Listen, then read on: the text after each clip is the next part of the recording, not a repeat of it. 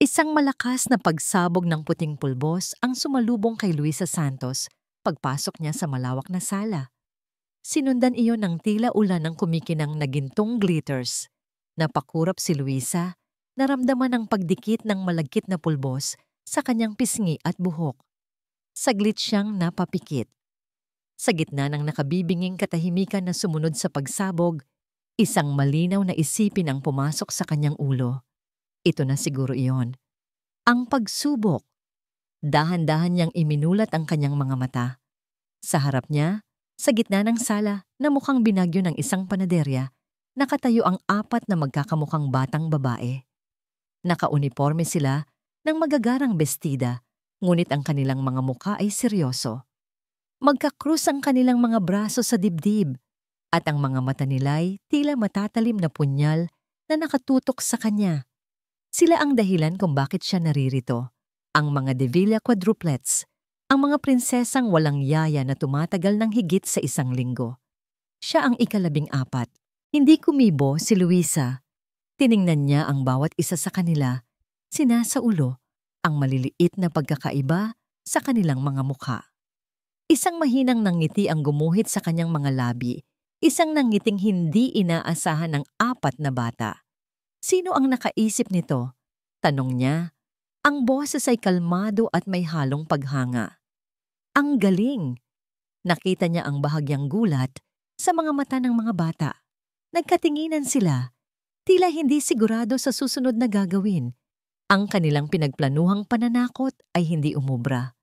Umalis ka na lang, sabi ng isa sa kanila. Ang boses ay matigas, ngunit may bahid ng pag-aalinlangan. Hindi pa ako pwedeng umalis, sagot ni Luisa. Dahan-dahan siyang lumuhod sa sahig, hindi alintana, ang harina at glitters na dumidikit sa kanyang palda. Hindi ko pa nga nalalaman ang mga pangalan ninyo. Hindi namin sasabihin sa'yo. Sigaw ng isa pa. Bago pa man makasagot si Luisa, isang malamig at makapangyarihang boses ang pumuno sa silid. Anong ibig sabihin nito? Sabay-sabay silang napalingon. Nakatayo sa may pintuan ng sala ang isang matangkad na lalaki. Nakasuot ito ng mamahaling suit na tila hindi nalulukot. Ang buhok ay perpektong nakaayos, ngunit ang kanyang mga mata ay walang buhay, tila isang malalim na balon ng kalungkutan. Ito si Ramon de Villa, ang kanilang ama, ang CEO na nagmamay-ari ng kalahati ng syudad, pero tila nawala ang sariling mundo. Hindi man lang niya tiningnan si Luisa na naliligo sa harina. Ang mga mata niya ay nakapako sa kanyang mga anak, ngunit hindi ito tingin ng isang ama. Ito ay tingin ng isang pagod na hari sa kanyang magulong kaharian. Pumunta kayo sa mga kwarto ninyo. Ngayon din, utos niya. Ang boses ay walang emosyon, walang galit. Mas masahol pa yon. Iyon ay boses ng isang taong sumuko na. Isa-isang naglakad paalis ang mga bata. Ang kaninang tapang ay napalitan ng takot at pagkadismaya. Naiwan si Luisa at si Ramon sa gitna ng katahimikan at kalat. Ma'am Santos, sabi ni Ramon. Sa wakas ay tiningnan siya. Ang trabaho mo ay kontrolin sila. Huwag mo akong abalahin sa mga bagay na kaya mong solusyonan. Hindi man lang ito humingi ng paumanhin para sa ginawa ng mga anak. Naiintindihan ko po, sir. Mahinahong sagot ni Luisa. Tumango si Ramon. Tila kontento na sa sagot. Tumalikod na ito at nagsimulang maglakad paalis. Pabalik sa kanyang mundo ng trabaho at pag-iisa. Naiwan si Luisa na mag-isa sa malawak na sala. Tiningnan niya ang paligid. Ang puting pulbos sa sahig, ang gintong glitters na kumikinang sa ilalim ng ilaw ng chandelier. Parang isang nawasak na fairy tale. Napabuntong hininga siya. Pwede na siyang magsimulang maglinis. Iyon ang gagawin ng kahit sinong yaya. Pero hindi iyon ang ginawa niya. Umupo si Luisa sa sahig, sa gitna mismo ng kalat. Ipinagpag niya ang kanyang mga kamay at nagsimulang magsalita, kahit walang nakikinig. Sa isang malayong kaharian, simula niya, ang boses ay malambing. Tila isang tunay na storyteller. May isang haring nalulunod sa kalungkutan. Masyado siyang malungkot, kaya nakalimutan na niya kung paano ngumiti. Nakalimutan na niyang may 4 siyang prinsesa na nagmamahal sa kanya. At dahil mahal ng mga prinsesa ang kanilang ama, pagpapatuloy niya, gumawa sila ng paraan para protektahan siya. Nagtayo sila ng matataas na pader sa paligid ng kanilang kaharian. Nag-ingay sila at naging magulo para takutin ang sino mang gustong pumasok. Ginawa nila ang lahat. Huminto siya saglit para walang sino man ang makalapit at makasakit pa sa puso ng kanilang hari. Natahimik ang buong bahay. Tanging ang boses lang ni Luisa ang maririnig. Hindi niya alam. Sa likod ng bahagyang nakabukas na pinto sa dulo ng pasilyo, isang pares ng maliliit na mata ang sumisilip. Hindi galit, hindi pangaasar, kundi purong kuryosidad. Ang opisina ni Ramon de Villa ay ang kanyang santuaryo. Dito, lahat ay nasa ayos. Ang mga papel ay nakasalansan ng perpekto. Ang mga numero sa spreadsheet ay sumusunod sa kanyang gusto. Ang mga tawag sa telepono ay naghahatid ng balita ng tagumpay. Dito, siya ang hari. Siya ang may kontrol. Isang malaking monitor sa gilid ng kanyang mesa ang tanging nagpapaalala sa kanya ng gulo sa labas ng mga pader na ito. Nahahati sa 9 na maliliit na kahon ang screen, ipinapakita ang bawat sulok ng kanyang malaking bahay. Ang kanyang private CCTVs, kalmado ang kusina. Walang tao sa hardin. Tahimik ang mga pasilyo, maliban sa sala. Nasa gitna siya ng isang mahalagang online meeting, nakikipag-usap sa mga investor mula sa Japan. Ngunit ang isang bahagi ng kanyang isip ay hindi mapakali. Paulit-ulit na sumusulyap sa maliit na kahon na nagpapakita ng sala. Doon, sa gitna ng mamahalin niyang mga muebles, ay may itinatayong isang kuta. Isang kuta na gawa sa mga kumot, unan, at mga upuan ng dining table. At sa gitna ng kaguluhang iyon ay ang bagong yaya. Si Luisa Santos na nakikipagtawanan sa kanyang 4 na anak na babae. Kumunot ang noo ni Ramon. Hindi sila nag-aaway. Hindi sila nagsisigawan. Nagtutulungan pa sila. Mr. De Villa, are you with us? Tanong ng boses mula sa kanyang laptop. Yes, of course. Mabilis na sagot ni Ramon. Pilit na ibinalik ang atensyon sa meeting. I agree with the proposal. Ngunit ang kanyang mga mata ay bumalik na naman sa kamera. Nakita niya si Luisa na inaabutan ng unan ang isa sa kanyang mga anak. Ang eksenang yon, may kung anong kurot siyang naramdaman sa kanyang dibdib. Isang pamilyar na kurot. Biglang nagring ang kanyang personal na cellphone. Pangalan ni Elena ang lumitaw sa screen. Ang kapatid ng kanyang yumaong asawa. Napabuntong hininga siya bago sagutin. Elena, bati niya, sinikap na maging magalang. Ramon, kumusta? Ang boses ni Elena ay matamis, pero para kay Ramon, ito ay parang pulot na may tinatagong lason. Nabalitaan ko, may bago ka na namang yaya. 14 na ba yan? She's doing fine. Tipid niyang sagot. Talaga ba? Ramon, sigurado ka bang kilala mo talaga yung babaeng yan? Ang mga bata, kailangan nila ng katatagan. Hindi sila eksperimento, sabi ni Elena. Bawat salita ay tila isang karayom. I know what I'm doing, Elena. Sana nga, dahil mga pamangkin ko pa rin sila. Dugo at laman ni Isabel. Pagkatapos ng tawag, mas lalong sumama ang pakiramdam ni Ramon. Tumingin siyang muli sa monitor. Naghahabulan na ngayon ang mga bata sa paligid ng ginawa nilang kuta. Biglang natapilok ang isa sa kanila, si Maria, at bumagsak sa sahig. Napahigpit ang hawak ni Ramon sa kanyang ballpen. Naghihintay sa sigaw. Naghihintay sa yak. Pero walang dumating. Lumapit si Luisa. Lumuhod sa tabi ni Maria at may ibinulong. Hindi marinig ni Ramon ang sinabi niya, ngunit nakita niya ang epekto. Dahan-dahang tumigil sa pag-iyak si Maria. Hinawakan ni Luisa ang tuhod nito, hinalikan ito, at pagkatapos ay niyakap niya ang bata. Isang alaala ang biglang pumasok sa isip ni Ramon. Matingkad at masakit. Ganyan-ganyan si Isabel. Ganyan din siya mag-alaga noon Sa pamangkin namin, may mahika sa kanyang mga yakap. Bigla siyang nakaramdam ng galit. Galit sa sarili. Galit sa sitwasyon. Sino ang babaeng ito na basta na lang pumasok sa bahay niya at ginagaya ang mga kilos ng kanyang asawa? Pinatay niya ang online meeting. Hindi na niya kaya. Pag-uwi niya ng bahay mas maaga. Kaysa sa karaniwan, ang unang bumungad sa kanya ay ang gulo sa sala at ang amoy ng pritong manok. Natigilan ang 4 na bata nang makita siya. Nasa loob sila ng kuta, kumakain sa sahig gamit ang kanilang mga kamay. Bubuksan na sana ni Ramon ang kanyang bibig para magalit, para ibalik ang kaayusan, para sabihing hindi tama ang lahat ng ito. Ngunit bago pa man siya makapagsalita, lumabas si Luisa mula sa kusina. May dalang isang plato ng kanin. Ngumiti ito sa kanya, isang nangiting kalmado. "Sir, mabuti po at dumating na kayo," sabi nito. Tamang-tama lang po para sa hapunan. Tiningnan ni Ramon ang mga bata, tapos ang kuta, tapos si Luisa. Ano ang ibig sabihin nito, Ma'am Santos?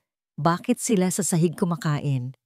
"Ah," sabi ni Luisa, na para bang iyon ang pinaka-normal na bagay sa mundo.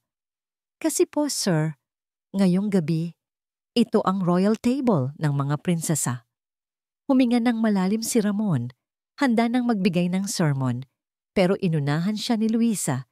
Inabot nito sa kanya ang isang plato na may lamang manok at kanin. "Gusto niyo po bang sumabay, kamahalan?" Natigilan si Ramon. Tiningnan niya ang platong hawak ni Luisa. Tiningnan niya ang nag-aabang na mga mata ng kanyang 4 na anak na babae. Mga matang ngayon lang niya ulit nakitang may kislap. Hindi niya alam kung bakit. Hindi niya maintindihan ang sarili. Ngunit sa halip na sumigaw, kinuha niya ang plato mula kay Luisa. Dahan-dahan siyang naglakad palapit sa kuta na gawa sa kumot. At umupo siya sa sahig sa may gilid ng kanilang royal table. Natahimik ang lahat. Pati si Ramon, nagulat sa kanyang sarili. Naramdaman ni Luisa ang isang maliit na pagbabago sa hangin sa loob ng mansyon ng mga De Villa. Hindi na ito kasing lamig ng dati. Ang mga pader ay tila hindi na kasing taas. Ang katahimikan ay hindi na nakakabingi. Ang pag-upo ni Ramon sa sahig, kasama nila noong gabing iyon, ay parang isang bato na inihagis sa isang tahimik na lawa. Ang mga alon na nilikha nito, kahit maliliit, ay unti-unting nararamdaman sa buong kabahayan. Nakikita ni Luisa ang mga pagbabagong yon. Si Ramon ay umuuwi na ng mas maaga. Minsan, nahuhuli niya itong nakatayo sa may pintuan, pinapanood silang maglaro ng mga bata. Hindi pa ito sumasali, ngunit nandoon na siya. Isang presensyang dati laging wala. Panahon na, naisip ni Luisa. Panahon na para sa susunod na hakbang. Isang umaga, pagkatapos ng almusal, nilapitan niya si Ramon sa may hardin. Nakatayo ito roon. Hawak ang isang tasa ng kape. Nakatingin sa isang bahagi ng hardin na napabayaan na. Dati, iyon ang pinakamagandang parte. Puno ng mga bulaklak. Ngayon, mga damo na lang ang naroon. "Sir," panimula ni Luisa. Lumingon si Ramon.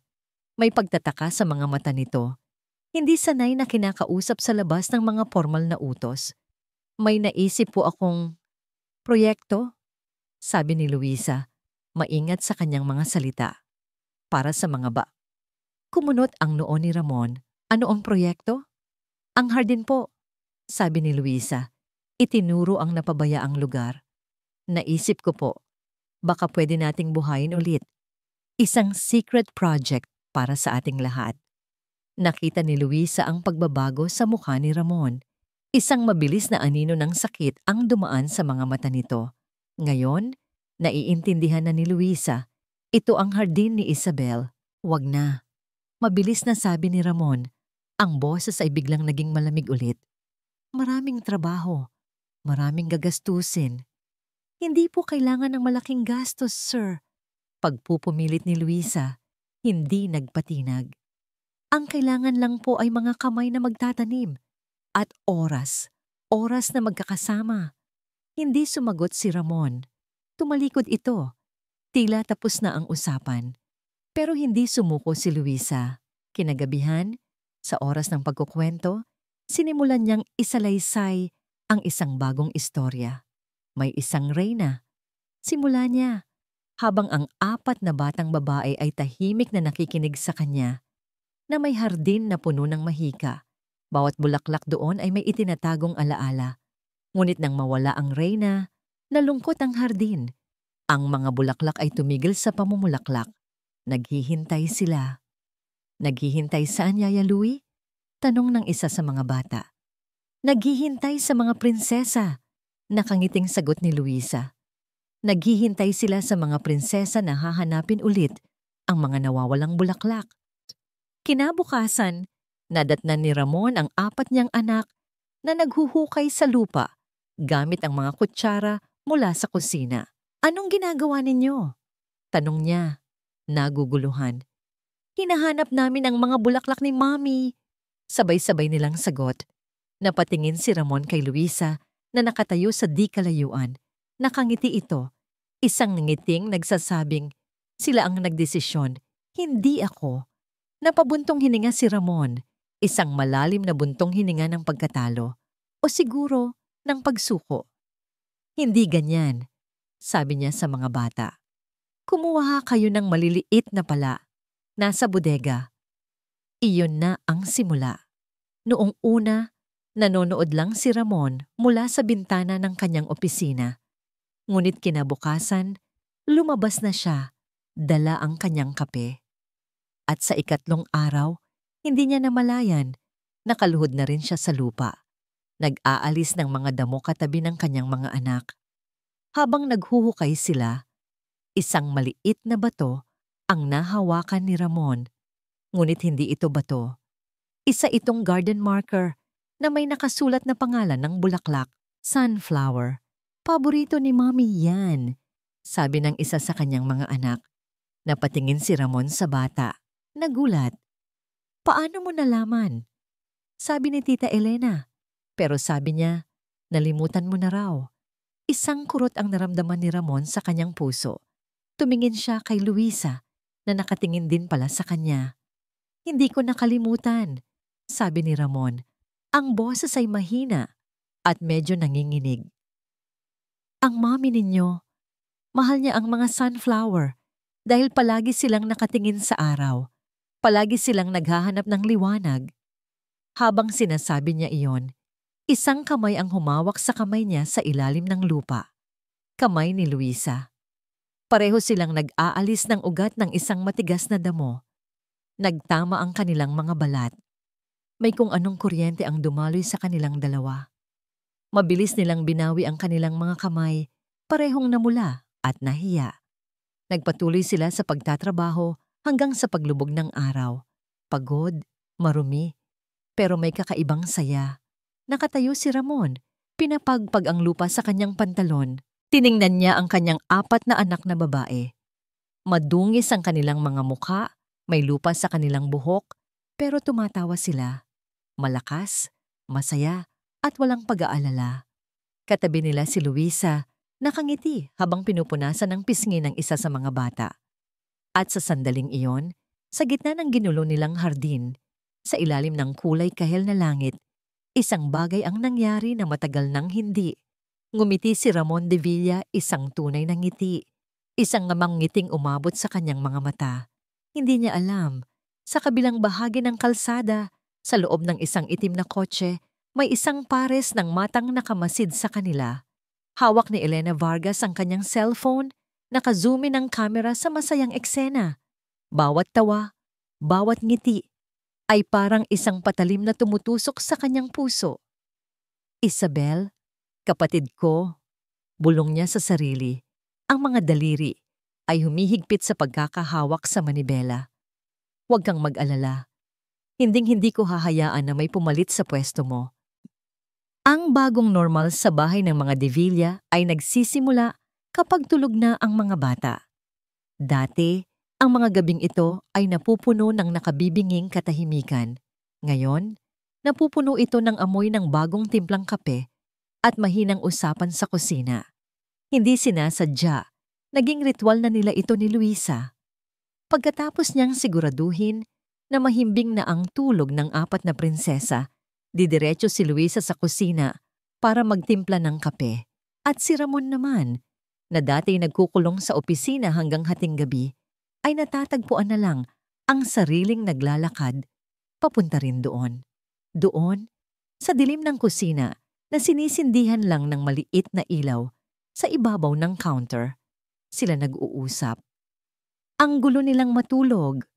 Natatawang sabi ni Luisa habang iniaabot kay Ramon ang isang tasa.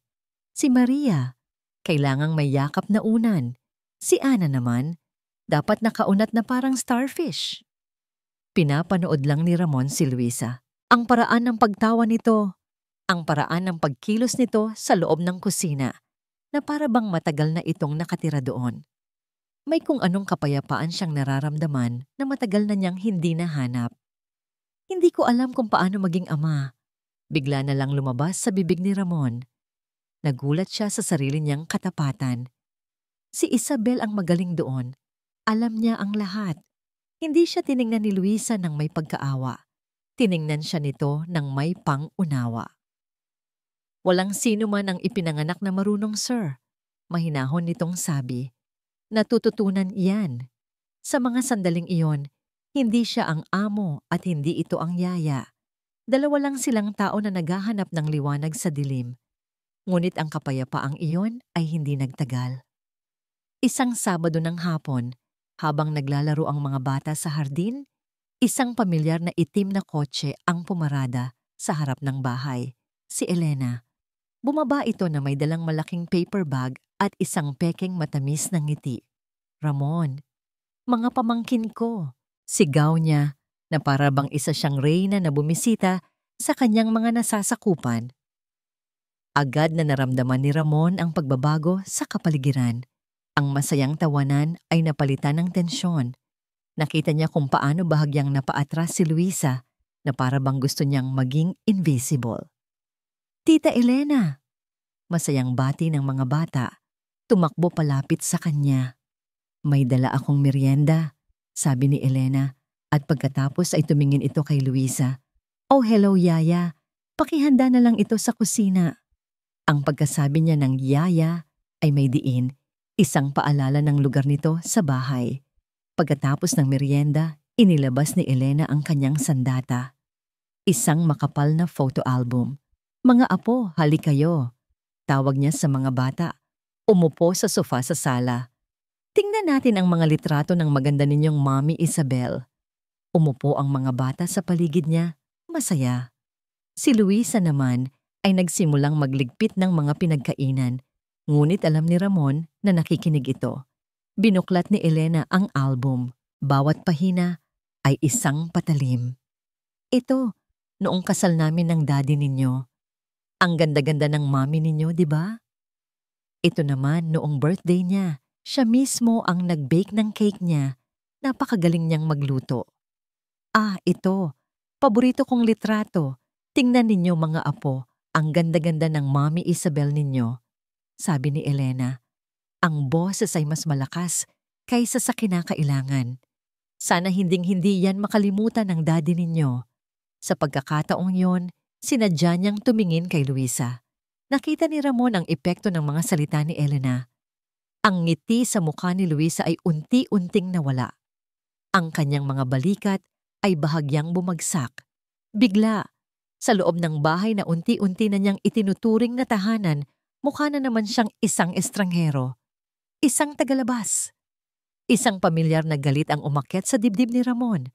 Galit na matagal na niyang hindi naramdaman. Dahan-dahan siyang lumapit. Inabot niya ang photo album mula sa mga kamay ni Elena. Salamat, Elena. Sabi niya, ang boses ay kalmado ngunit may bigat. Dahan-dahan niyang isinara ang album. Pero oras na para maghanda ang mga bata para sa bukas, hindi para manatili sa kahapon. Natigilan si Elena. Nakita ni Ramon ang kislap ng pagkainis sa mga mata nito bago ito napalitan ulit ng isang peking ngiti. Oo naman, syempre. Sabi nito habang tumatayo. Gusto ko lang siguraduhin na hindi nila nakakalimutan ng kanilang ina. Nang ihatid niya si Elena sa may pinto, huminto ito at bumulong sa kanya. Sapat lang para siya ang makarinig. Mag-ingat ka sa mga taong walang pwedeng mawala, Ramon. Ang mga salita ni Elena ay parang isang lasong dahan-dahang kumakalat sa loob ng mansyon. Naramdaman ni Luisa ang epekto nito sa mga sumunod na araw. Ang dating namumuong init sa pagitan nila ni Ramon ay napalitan ng isang malamig at awkward na distansya. Ang mga pag-uusap nila sa kusina ay biglang natigil. Masakit. Parang isang bubog na bumaon sa puso ni Luisa. Ngunit mas pinili niyang isantabi ang sariling nararamdaman. Ang mahalaga ay ang mga bata. Ngunit tila may ibang plano si Elena. Isang Biyernes ng gabi, nagpaalam si Elena na isasama niya ang mga bata para sa isang special dinner kasama ang pamilya sa panig ni Isabel. Pumayag si Ramon dahil ayaw niyang pag-isipan ng masama. Iyon pala ay isang patibong. Mag-isa si Luisa sa sala, nagtutupi ng mga damit nang biglang bumalik si Ramon. Hindi niya kasama ang mga bata. Ang kanyang mukha ay kasing dilim ng isang papalapit na bagyo. Luisa, sabi niya, ang boses ay walang emosyon, ngunit iyon mismo ang nakakatakot. Sa opisina ko, ngayon din. Naramdaman ni Luisa ang kaba na gumapang sa kanyang dibdib. Sumunod siya kay Ramon papasok sa santuwaryo nito. Isinara ni Ramon ang pinto. Ang tunog ng pagklik nito ay parang isang hatol. Umupo ka, utos niya. Umupo si Luisa sa silyang nasa harap ng malaking mesa. Tinitigan siya ni Ramon. Ang mga mata nito ay tila sinusuri ang kanyang kaluluwa. May itatanong ako sa'yo at gusto kong marinig ang totoo. Panimula ni Ramon. Sino si Liana S. Cruz? Natigilan si Luisa. Ang pangalang iyon. Ang pangalang matagal na niyang ibinaon sa limot. Ang pangalang kasama ng lahat ng sakit at kabiguan ng kanyang nakaraan. Parang may isang malamig na kamay na dumakot sa kanyang puso. Paano? Paano nalaman ni Ramon? Si Elena. Sir, ako. Huwag kang magsinungaling sa akin. Putol ni Ramon. Ang boses ay tumaas na. Nagpakita si Elena ng isang lumang article. Isang article tungkol sa isang child psychologist na nagngangalang Liana S. Cruz. Kamukhang-kamukha mo. Bakit? Bakit mo itinago ito? Bakit ka nagsinungaling sa pangalan mo? Ang bawat tanong ay parang isang sampal. Ang sakit ay hindi dahil sa akusasyon, kundi dahil sa kawalan ng tiwala sa mga mata ng lalaking unti-unti na niyang, hindi. Huwag mong isipin yan, Luisa. Isang pader ang biglang itinayo ni Luisa sa paligid ng kanyang puso. Isang pader na matagal na niyang hindi ginamit. Ang sakit ay napalitan ng isang malamig na galit. Tumayo siya. Tiningnan niya si Ramon ng diretso sa mga mata. Oo, sabi niya. Ang boses ay matatag at puno ng sakit na hindi niya ipinahalata. Nagpalit ako ng pangalan dahil may mga bagay sa nakaraan ko na masakit balikan dahil gusto kong magsimula ulit. Nakita niya ang gulat sa mukha ni Ramon. Hindi nito inaasahan ang kanyang pag-amin. Pero ako naman ang magtatanong sa iyo, Sir Ramon. Pagpapatuloy ni Luisa, ang bawat salita ay may diin. Oo, may tinatago akong pangalan. Ikaw? Kailan mo huling hinarap ang pangalan ng asawa mo? Ang pangalan ni Isabel? Napaatras si Ramon na para bang nasampal siya ng katotohanan. Hindi mo binabanggit ang pangalan niya. Hindi mo siya pinag-uusapan sa mga anak mo. Itinago mo ang lahat ng litrato niya. Ginamit mo ang trabaho mo at ang katahimikan ng bahay na ito para ibaon ng buhay ang alaala niya. Tumigil ka, mahinang sabi ni Ramon. Ngunit ang lakas sa boses nito ay biglang nawala. Bakit, sir? Dahil totoo?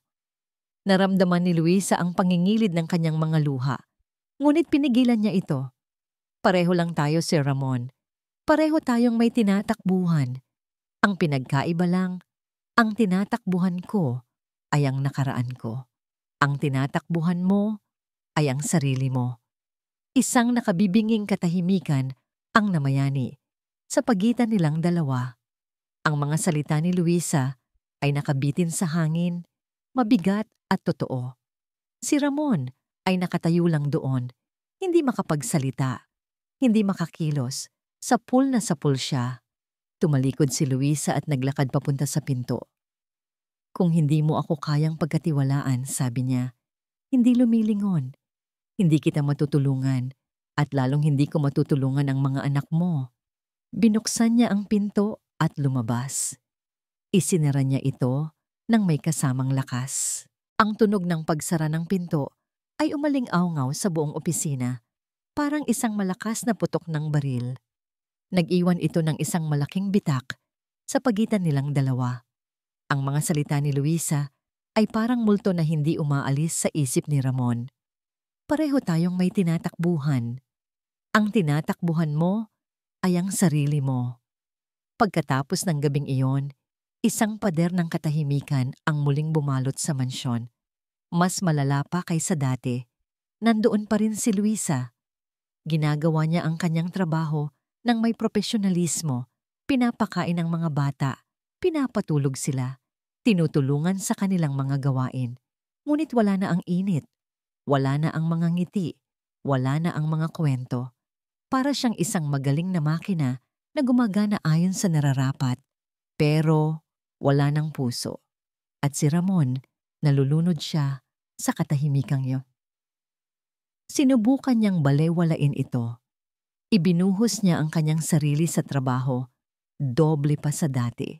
Ngunit kahit sa gitna ng mga board meeting at pag-aaral ng mga report, ang mga salita ni Luisa ay paulit-ulit na tumutunog sa kanyang tainga. Isang gabi, umuwi siya at nadatnan niyang tapos ng kumain ng mga banay. Nanonood sila ng cartoons sa sala, ngunit walang buhay ang kanilang mga mata. Si Luisa naman ay naghuhugas ng mga plato sa kusina. Naramdaman ni Ramon ang isang malakas na pangangailangan na basagin ang katahimikan. Mga anak, sabi niya, sinisikap na maging masigla. Gusto niyo bang magbasa tayo ng libro? Nagkatinginan lang ang 4 na bata, walang nagsalita.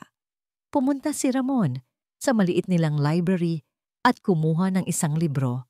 Umupo siya sa gitna nila at nagsimulang magbasa. Ngunit pagkatapos ng 2 pahina, napansin niyang wala nang nakikinig. Ang isa ay naglalaro sa kanyang daliri.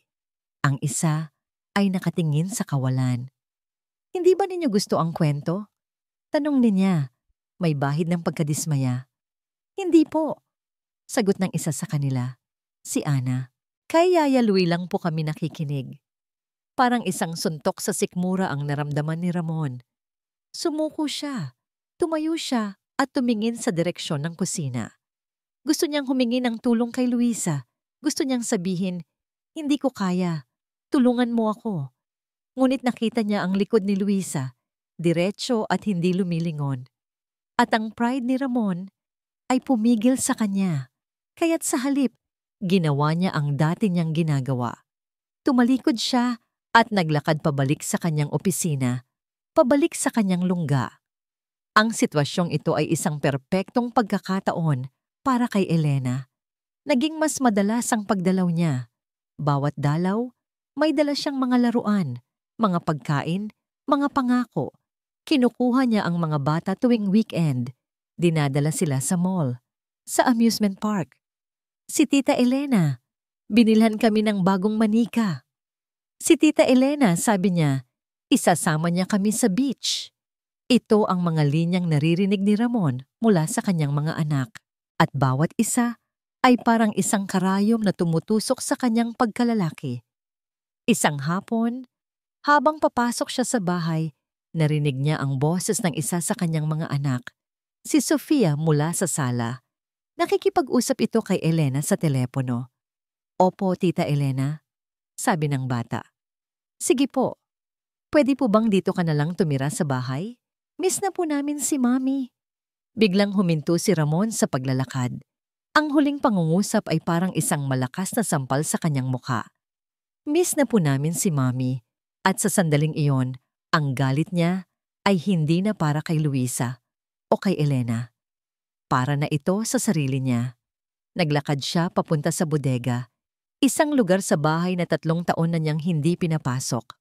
Maalikabok at madilim. Sa isang sulok, nakatambak ang ilang mga kahon. Mga kahon na may nakasulat na iisang pangalan. Isabel. Nanginginig ang mga kamay niya habang binubuksan ang isa sa mga ito. Ang unang laman na nakita niya ay mga damit ni Isabel. Nakatupi pa ng maayos. Ang amoy nito ay pamilyar pa rin. Isang halo ng lavender at ng kanyang natatanging pabango. Parang isang alon ng alaala ang bumuhos sa kanya. Ang tawa ni Isabel, ang yakap nito, ang mga pangarap nila. Sa ilalim ng mga damit may isa pang bagay, isang maliit na kahon. Binuksan niya ito. Sa loob, maingat na nakatago, ay isang kwaderno na balot sa mamahaling katad. Ang talaarawan ni Isabel. Hinawakan ito ni Ramon. Ang bigat nito sa kanyang mga kamay ay parang bigat ng lahat ng taon na sinubukan niyang magpanggap na malakas siya. Bigat ng lahat ng luhang hindi niya iniyak. Bubuksan na sana niya ito, handa nang harapin ang mga multo ng nakaraan. Ngunit bago pa man niya maitaas ang takip, isang malakas na katok sa pinto ng kanyang opisina ang pumutol sa sandali. Sir Ramon? Boses iyon ng isa sa kanilang mga kasambahay at may pag-aalala sa tono nito. Sir, kailangan niyo pong bumaba. May mga bisita po kayo. Nagtatakang ibinaba ni Ramon ang talaarawan at naglakad palabas. Pagbaba niya sa hagdanan, nakita niya si Elena sa may sala. Ngunit hindi ito nag-iisa. May kasama itong 2 lalaking nakaunipormeng pang-abogado. At nakatayo sa gitna, maputla at nanginginig ay si Luisa. Isang masamang premonisyon ang biglang gumapang sa buong katawan ni Ramon. Anong ibig sabihin nito, Elena? Tanong niya. Ngumiti si Elena. Isang ngiti ng tagumpay. Isang ngiting malupit at walang awa. Simple lang, Ramon, sabi nito. Itinaas ang isang folder na puno ng mga dokumento. Nandito ako para iligtas ang mga pamangkin ko mula sa isang pabayang ama at sa isang delikadong yaya. Ang mundo ni Luisa ay gumuho sa isang iglap. Nakatayo siya sa gitna ng sala. Pakiramdam niya ay hubad ang kanyang buong pagkatao. Ang mga tingin ni Elena ay parang mga buwitreng handa siyang lapain. Ang mga tingin ng mga abogadong kasama nito ay malamig at mapanghusga. At ang tingin ni Ramon, iyon ang pinakamasakit sa lahat. Isang halo ng gulat, pagkalito, at sakit. Anong ibig mong sabihin, delikado? Tanong ni Ramon. Ang boses ay mahina, ngunit may diin. Ngumisi si Elena. Binuksan niya ang folder at inilatag ang mga dokumento sa ibabaw ng center table na parang mga baraha sa isang sugalan. Kilalanin mo ang totoong Luisa Santos. Sabi ni Elena, ang boses ay puno ng panunuya. Inilabas niya ang isang lumang news clipping. Ang litrato ay kupas na, ngunit malinaw pa rin. Litrato niya iyon, mas bata, mas payat, pero siya pa rin. Sa ilalim nakasulat ang pangalan, Liana S. Cruz. Child psychologist Liana Cruz. Pagpapatuloy ni Elena, binabasa ang article na parabang isa itong tula. Na-involve sa isang kaso ng isang batang pasyente. Isang batang may matinding depresyon matapos mamatayan ng magulang.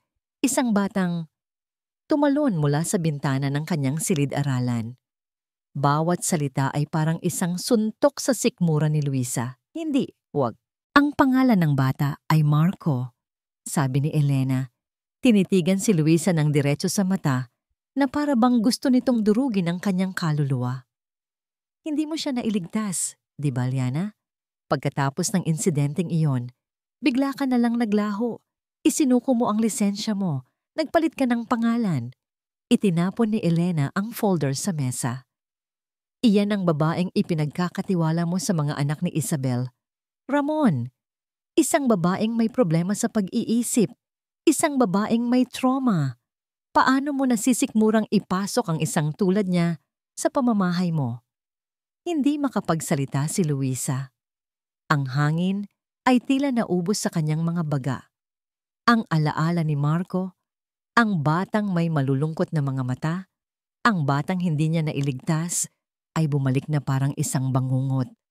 Ang bigat ng pagkakasala na ilang taon niyang pinipilit ibaon ay bumalik ng buong buo.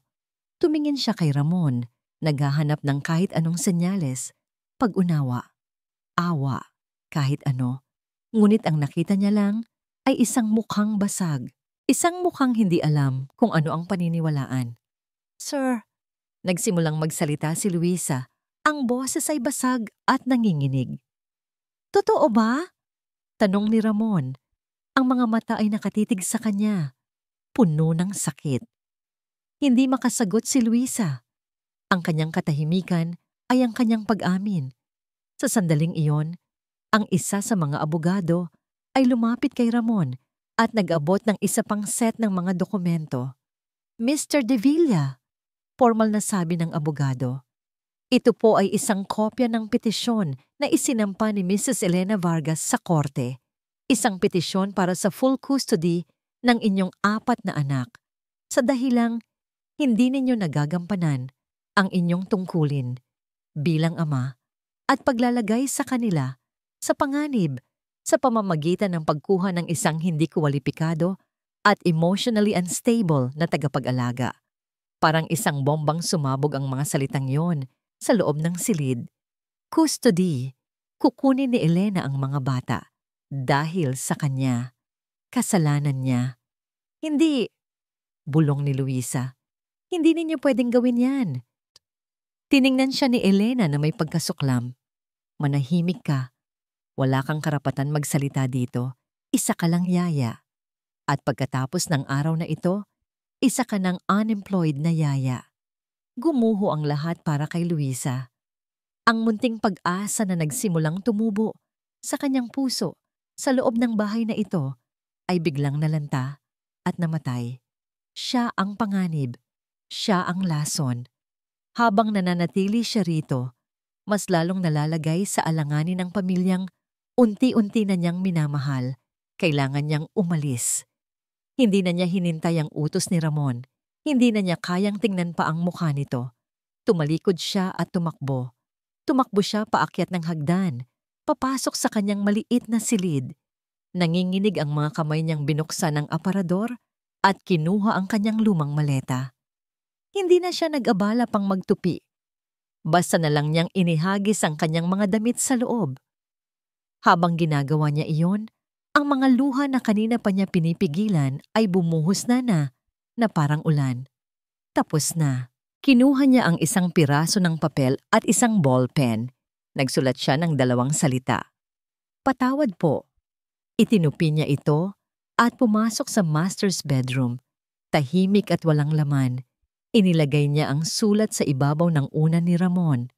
Pagkatapos, kinuha niya ang kanyang maleta at dahan-dahang bumaba ng hagdan gamit ang daanan sa likod para walang makakita.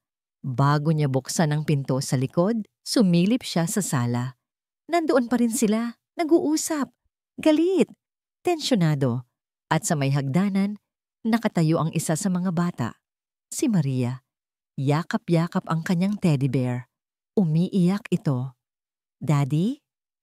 Narinig ni Luisa ang basag na boses ng bata. Totoo po ba? Sabi ni Tita Elena, ipapadala mo raw kami sa malayo? Ang tanong na yon ay ang huling patalim na tumusok sa puso ni Luisa. Dahan-dahan niyang isinara ang pinto sa likod niya. Iniwan ang lahat. Ang ingay. Ang gulo. Ang pamilyang sinubukan niyang buuin. At ang lalaking sinubukan niyang mahalin. Naiwan si Ramon sa gitna ng sala na parang isang estatwa. Ang mga salita ng kanyang anak, ang mga akusasyon ni Elena, ang tahimik na pag-alis ni Luisa, lahat ay parang isang malakas na bagyo na sumira sa lahat ng pundasyon ng kanyang mundo. Hindi totoo yan, anak, sabi niya kay Maria. Ang boses ay pagod at basag. Hindi kayo aalis. Hindi kayo aalis sa tabi ko. Ngunit kahit siya, Hindi sigurado sa sarili niyang mga salita. Umalis si Elena at ang mga abogado nito nag-iwan ng isang mabigat na ulap ng pagkatalo sa buong kabahayan. Umakyat si Ramon sa kanyang silid. Pakiramdam niya ay 100 taon ang kanyang tinanda. Umupo siya sa gilid ng kama. Ang katahimikan ay nakakabingi. Ang pagkawala ni Luisa ay isang malaking butas na hindi niya alam kung paano pupunan. Napansin niya ang isang maliit na piraso ng papel sa ibabaw ng kanyang unan. Ang sulat ni Luisa. Patawad po. 2 salita lang. Ngunit sa 2 salitang yon, naramdaman ni Ramon ang bigat ng buong mundo. Patawad dahil umalis siya? O patawad dahil sa nakaraan nito? O patawad dahil sa gulong idinulot nito? Isang alon ng galit ang bumuhos sa kanya. Galit kay Elena sa kalupitan nito. Galit kay Luisa sa pagsuko nito. At higit sa lahat, galit sa sarili niya. Dahil hinayaan niyang mangyari ang lahat ng ito. Dahil sa loob ng 3 taon, nagtago siya. Napatingin siya sa mesang katabi ng kanyang kama. Nandoon pa rin ang talaarawan ni Isabel. Ang talaarawan na bubuksan na sana niya kanina. Kinuha niya ito. Sa pagkakataong ito, wala nang pag-aalinlangan. Wala nang takot. Nasa pinakailalim na siya. Wala nang mas ibababa pa. Dahan-dahan niyang binuksan ang takip na gawa sa katad. Ang unang pahina ay may sulat kamay ni Isabel, pamilyar at elegante. Para sa aking Ramon, kung sakaling hindi ko na masabi sa iyo ang lahat ng harapan. Nanginginig ang mga kamay ni Ramon habang nililipat niya ang mga pahina. Binasa niya ang tungkol sa kanilang mga unang date, ang kanilang kasal, ang kanilang mga pangarap na magkaroon ng pamilya. Bawat salita ay isang matamis na alaala, ngunit isa ring masakit na paalala. At pagkatapos, dumating siya sa mga huling pahina. Ang mga pahinang isinulat noong mga huling buwan ng pagbubuntis nito. Ang sulat kamay ay medyo nanginginig na. October 12. Nakausap ko si Dr. Reyes ngayon. Sinabi niya sa akin ang mga salitang kinatatakutan ko. Ang puso ko, hindi raw nito kakayanin. Ang stress ng pagbubuntis sa 4 na sanggol ay masyadong mabigat. May choice daw ako. Isang choice na hindi ko kayang gawin. Natigilan si Ramon. Nagpatuloy siya sa pagbabasa. October 18. Paano ko sasabihin kay Ramon? Paano ko sasabihin sa lalaking ang tanging pangarap ay maging isang ama na kailangan naming mamili? Ang mga mata niya kumikinang sa tuwing hinihimas niya ang tiyan ko. Ang pag-asa sa boses niya sa tuwing kinakausap niya ang mga anak namin sa loob. Paano ko wawasakin ang puso niya? Isang malamig na takot ang gumapang sa puso ni Ramon. November 5. Nagdesisyon na ako. Hindi ko sasabihin sa kanya. Ito ang magiging sikreto ko. Ang mga batang ito ang buhay niya. Ang mga batang ito ang magiging liwanag niya kapag wala na ako. Mas gugustuhin kong magalit siya sa akin sa paglilihim ko kaysa mabuhay siyang malungkot dahil hindi niya naranasang maging isang ama. Ito ang regalo ko sa kanya. Ang pag-ibig ko, ang buhay ko, bagsak. Ang talaarawan ay nahulog mula sa mga kamay ni Ramon. Isang malakas na hikbi ang kumawala mula sa kanyang lalamunan. Isang hikbing nagmula sa kaibuturan ng kanyang kaluluwa. Isang hikbing 3 taon niyang itinago. Umiyak siya. Umiyak siya para kay Isabel, sa sakripisyo nito, sa pag-ibig nitong walang kapantay. Umiyak siya para sa kanyang sarili, sa katangahan na niya, sa galit na inalagaan niya sa loob ng 3 taon. Hindi galit dahil namatay si Isabel, kundi galit dahil iniwan siya nito. Isang galit na ngayon niya lang naintindihan na wala palang basihan. Hindi siya iniwan ni Isabel. Binigyan siya nito ng buhay. 4 na buhay. At siya, ano ang ginawa niya? Itinago niya ang sakit. Itinulak niya palayo ang mga anak niya. At nang dumating ang isang tao na nagturo sa kanila kung paano ngumiti ulit, hinayaan lang din niyang mawala. Tumayo si Ramon, pinunasan ng kanyang mga luha. Ang sakit ay nandoon pa rin, ngunit wala na ang bigat, wala na ang galit.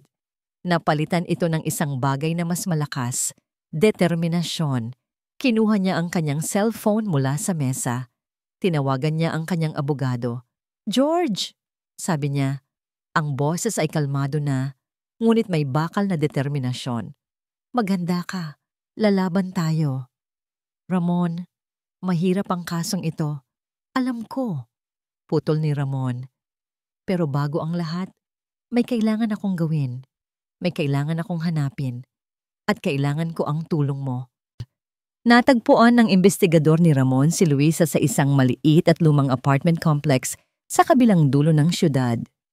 Isang lugar na malayong-malayo sa karangyaan ng De Villa Mansion. Isang lugar kung saan pwedeng magtago ang isang taong gustong makalimot at makalimutan. Nakatayo si Ramon sa harap ng kinakalawang na pinto ng Unit 2B. Huminga siya ng malalim. Mas kinakabahan pa siya ngayon kaysa sa alinmang multi-million-dollar deal na hinarap niya. Kumatok siya. Ilang sandali ang lumipas bago bumukas ang pinto. Si Luisa. Ang gulat sa kanyang mga mata ay mabilis na napalitan ng pag-iwas. Mukha siyang pagod. May maitim na bilog sa ilalim ng kanyang mga mata. "Sir," sabi niya. Ang boses ay mahina. "Anong ginagawa niyo rito?" "Luisa," panimula ni Ramon. Ang dami niyang gustong sabihin, pero hindi niya alam kung saan magsisimula. "Kung tungkol po ito sa trabaho, tapos na po ang kontrata ko," sabi ni Luisa. Akmang isasara na ang pinto. Ngunit pinigilan ito ng kamay ni Ramon. Dahan-ahan niyang itinulak pabukas ang pinto. "Hindi ako naparito para sa isang yaya," sabi ni Ramon. Ang boses ay seryoso at puno ng isang emosyong na ngayon lang narinig ni Luisa. "Naparito ako para sa babaeng nagturo sa akin kung paano ulit makaramdam." Natigilan si Luisa. Tumingin siya kay Ramon, naguguluhan. "Alam ko na ang lahat, Luisa, tungkol kay Isabel, at naiintindihan ko na rin ang nakaraan mo." Pagpapatuloy ni Ramon. "Pareho tayong nagkasala. Nagtago ako sa likod ng sakit ko. Nagtago ka sa likod ng pagtulong sa iba. Pareho tayong tumatakbo. Pero ako," sabi ni Ramon, humakbang palapit sa kanya. "Pagod na akong tumakbo." Inabot niya ang kamay ni Luisa. Malamig ito at nanginginig. "Kailangan kita, Luisa. Hindi bilang yaya ng mga anak ko. Kailangan kanila, oo, pero mas kailangan kita. Ako, kailangan kita." Naramdaman ni Luisa ang pag-init ng kanyang mga mata. Ang lahat ng pader na itinayo niya ay unti-unting gumuho. "Natatakot ako," halos pabulong niyang sabi. "Ako rin," sagot ni Ramon. "Pero mas natatakot akong harapin ang bukas na wala ka." Sa korte. Ang silid ay malamig at formal. Si Elena ay nakaupo sa kabilang panig, kampante, at may ngiti ng isang siguradong mananalo. Ang kanyang abogado ay sunod-sunod na nagpresenta ng mga ebidensya. Ang record ng 13 yayang umalis, ang madilim na nakaraan ni Luisa, ang testimonya ng mga kasambahay na nagsasabing si Ramon ay laging wala. Pagkatapos, si Ramon na ang tinawag sa witness stand. Kalmado siyang umupo. Tiningnan niya ang hukom, pagkatapos ay si Elena, at sa huli, ang mga mata niya ay napunta sa isang babaeng tahimik na nakaupo sa pinakalikod na hilera. Si Luisa. Dumating ito.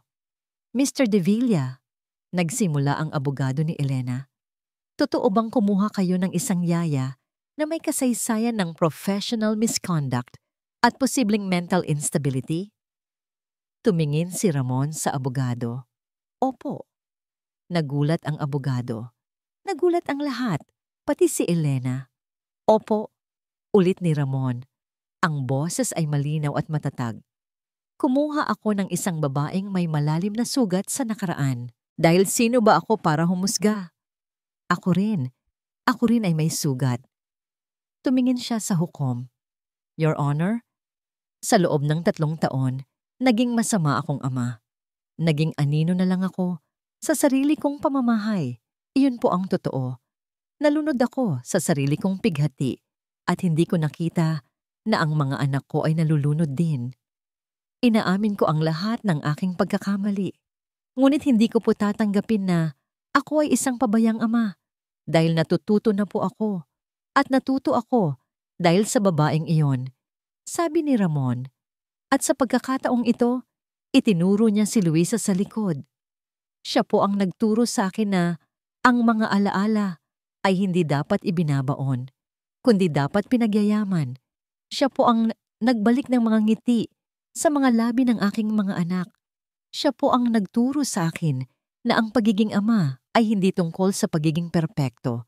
Ito ay tungkol sa pagiging presente. Biglang bumukas ang pinto ng korte. Ang 4 na anak na babae ni Ramon na hindi dapat naroroon ay tumakbo papasok. "Daddy?" Sigaw nila. Hindi nila pinansin ang utos ng hukom. Tumakbo sila papunta sa witness stand at niyakap ang mga binti ni Ramon. "Ayaw po naming sumama kay Tita Elena," sabi ng isa, umiiyak. "Gusto po namin kay Daddy. Gusto po namin si Yaya Louie." Niyakap ni Ramon ang kanyang mga anak. Sa harap ng hukom, sa harap ng lahat, ipinakita niya ang isang bagay na matagal na niyang itinago. Ang pagmamahal ng isang ama. Tumingin siya kay Luisa. Nagtama ang kanilang mga mata. Sa mga mata ni Luisa, nakita niya ang mga luhang umaagos. Ngunit sa likod ng mga luha, nakita niya ang pag-asa. Humigpit ang yakap niya sa kanyang mga anak. Handa na siya. Ano man ang maging desisyon, haharapin niya ito. Kasama sila. Kinuha ng hukom ang kanyang gavel. Ang tunog ng pagpukpok nito sa kahoy ay umalingaw-ngaw sa buong silid. Isang tunog na magdidikta ng kanilang kinabukasan. Natahimik ang lahat, naghihintay.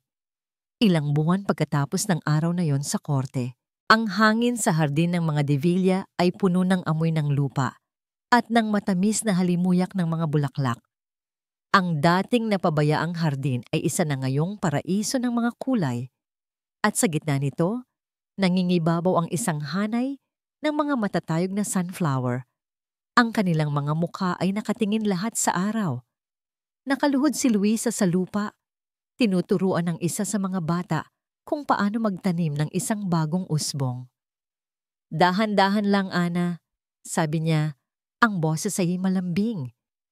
"Parang natutulog na baby lang yan na ilalagay mo sa kanyang kama." "Ganto po, Tita Louie?" tanong ng bata. Maingat na inilalagay ang halaman sa maliit na butas. "Tita Louie." Iyon na ang tawag nila sa kanya ngayon. Isang salitang naglalagay sa kanya sa isang lugar na hindi nayaya, pero hindi pa rin. "Ang galing-galing!"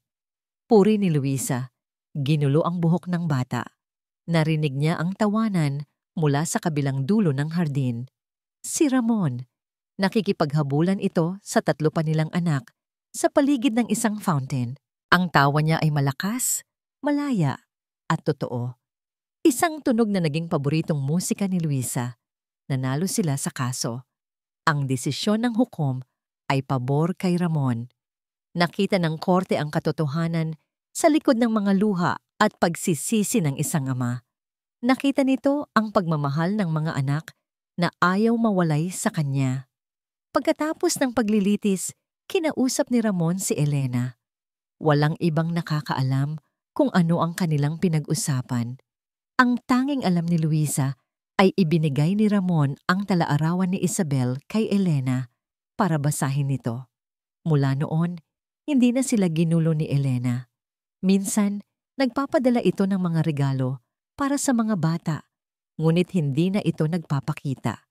Siguro, sa pagbabasa nito sa mga huling salita ng kanyang kapatid, natagpuan din nito ang kapayapaan. O siguro, natagpuan nito ang sarili nitong paraan para magluksa. "Mukhang seryoso ang paghahardin ninyo dyan," sabi ng isang pamilyar na boses sa likod ni Luisa. Napangiti siya bago pa man lumingon. Umupo si Ramon sa damuhan sa tabi niya. Pagod ngunit masaya. Pawis ang kanyang noo at may bahid ng lupa sa kanyang pisngi. Para kay Luisa, ito ang pinakagwapong bersyon niya. "Tinuturuan ko lang po si Ana ng tamang paraan. sagot ni Luisa. Hindi na po, sabi ni Ramon.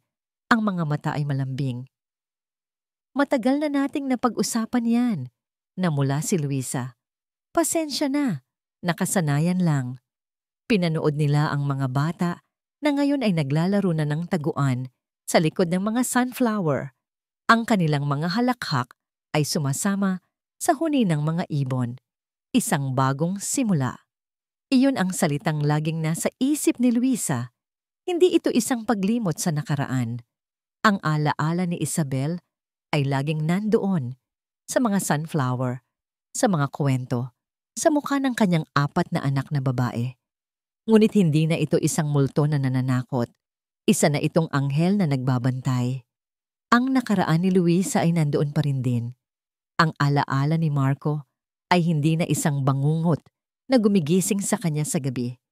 Isa na itong paalala. Isang paalala na ang bawat buhay ay mahalaga at na ang pagtulong ay nagsisimula sa paghilom ng sarili. Luisa, mahinang sabi ni Ramon, hinawakan ang kanyang kamay. Ang mga kamay nila ay parehong may lupa. Magaspang, ngunit ang pagkakadikit ng kanilang mga balat ay mas malambot pa sa seda. Salamat, sabi ni Ramon. Salamat sa pagtuturo mo sa akin kung paano hanapin ulit ang liwanag. Inabot ni Ramon ang isang bagay mula sa kanyang bulsa. Isang buto ng sunflower. Inilagay niya ito sa palad ni Luisa. Itanim natin to. Magkasama. Ngumiti si Luisa, isang nangiting nagmumula sa kaibuturan ng kanyang puso.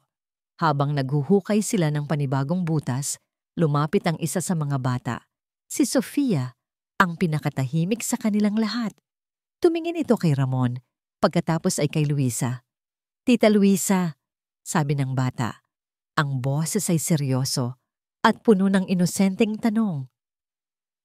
Kailan po namin kayo pwedeng tawaging mama? Natigilan si Luisa. Natigilan si Ramon. Napuno ng luha ang mga mata ni Luisa, mga luha ng saya. Tumingin siya kay Ramon. Nakita niya ang sagot sa mga mata nito. Isang sagot na hindi na kailangan ng mga salita. Ngumiti si Ramon. Isang ngiting puno ng pag-ibig, pag-asa, at lahat ng pangako ng isang bagong simula. Inakbayan niya si Luisa at hinapit palapit sa kanya. Sa gitna ng hardin na kanilang binuhay, sa ilalim ng mga sunflower na nakatingin sa araw, ang nasirang pamilya de Villa ay muling nabuo. Hindi isang pamilyang pamalit, kundi isang pamilyang mas matatag, mas buo, at mas maliwanag. Dahil itinayo ito mula sa mga piraso ng kahapon, pinatibay ng pagpapatawad, at dinidiligan ng isang bagong pag-ibig.